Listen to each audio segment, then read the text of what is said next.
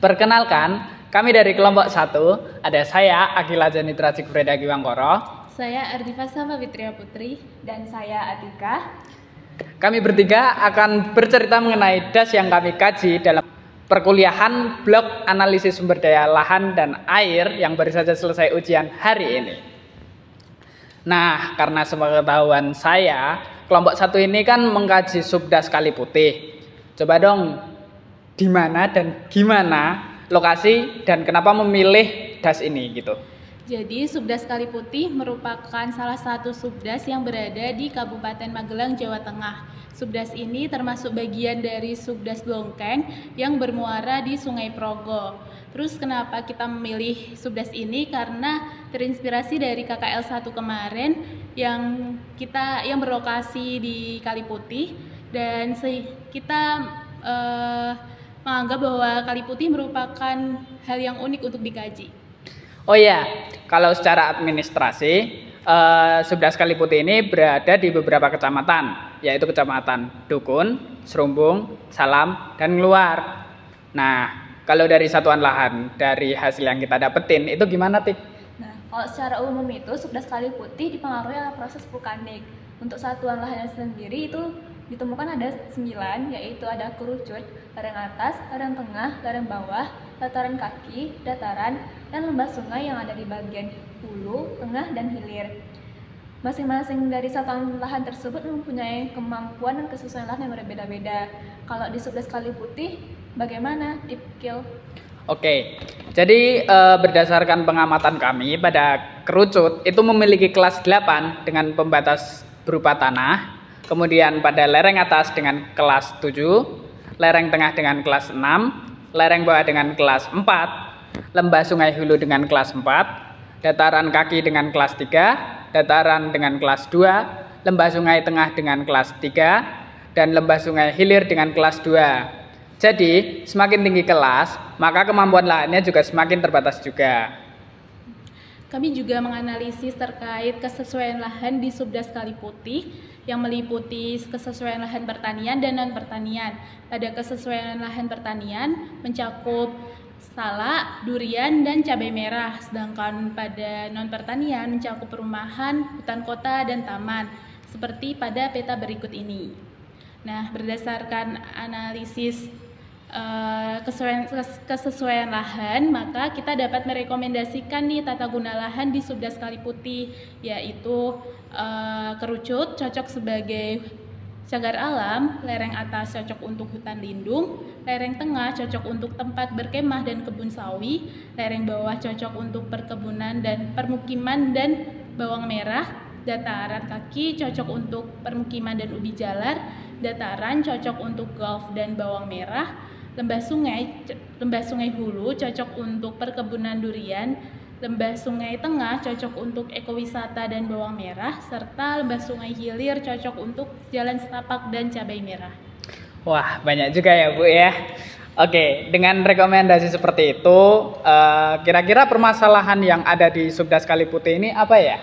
Nah, seperti yang kita tahu tadi, kalau misalnya Subdas Kali Putih ini ada di lereng Gunung Merapi, dan di lereng itu topografinya cukup curam sehingga erosinya juga cukup besar, serta dipengaruhi juga oleh risiko bencana cukup tinggi akibat erupsi. Sedangkan di bagian dataran itu risiko akibat pengurusan dari penambangan pasir liar juga cukup tinggi. Menurut Akil, gimana upaya yang dapat kita lakukan untuk mengatasi permasalahan tersebut? Oke, karena erosi yang besar, maka bagian lereng atas itu sebaiknya tetap dilestarikan sebagai kawasan hutan. Selain kita juga bisa menanam durian yang memiliki akar cukup kuat untuk menahan erosi, mungkin kita juga bisa melakukan pemasangan kawat penahan longsor, kemudian implementasi kebijakan larangan penambangan pasir liar, juga pembuatan sumber resapan dan pembuatan saluran irigasi. Oh, begitu ya. Kan tadi kita udah bahas lahan di Subdas Kali Putih nih. Untuk kondisi airnya gimana sih, Tik? Untuk kondisi sumber daya airnya sendiri kita bisa tinjau dari ketersediaan dan kebutuhan air. Kalau ketersediaan ini meliputi ketersediaan air meteorologis, ketersediaan air permukaan, dan ketersediaan air tanah. Sedangkan untuk kebutuhan air itu mencakup kebutuhan domestik, kebutuhan air pertanian, peternakan, dan perikanan. Untuk hasil yang kita peroleh sendiri itu gimana, Dep, untuk meteorologisnya?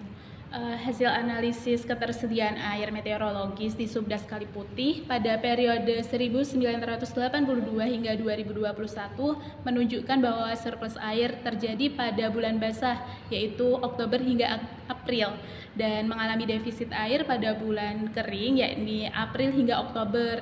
Nah, kalau yang permukaan gimana nih, Kil?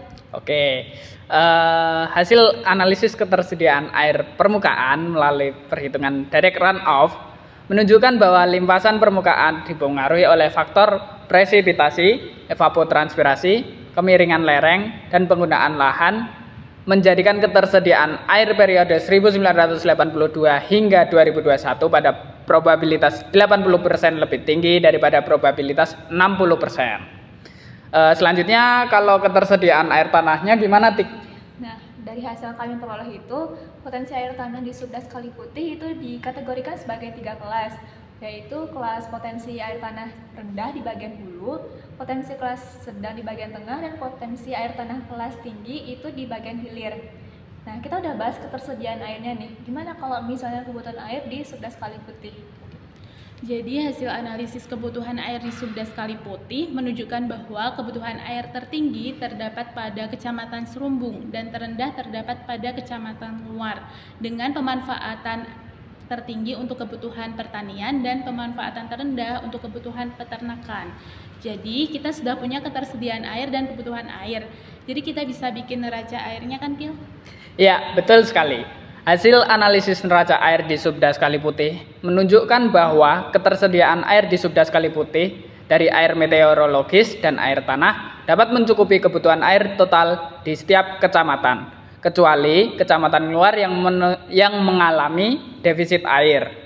Nah, udah semua nih, kira-kira dengan kita tahu analisis sumber daya lahan dan air ini, itu untuk apa sih? Nah, melalui analisis sumber daya lahan dan air ini bisa sebagai langkah awal kita untuk membuat perencanaan atau kebijakan terkait perencanaan tata guna lahan atau pengelolaan sumber daya lahan dan air, agar kita bisa terus memanfaatkan sumber daya tersebut secara optimal, baik secara lingkungan, sosial, maupun ekonomi. Wah, banyak juga ya manfaatnya.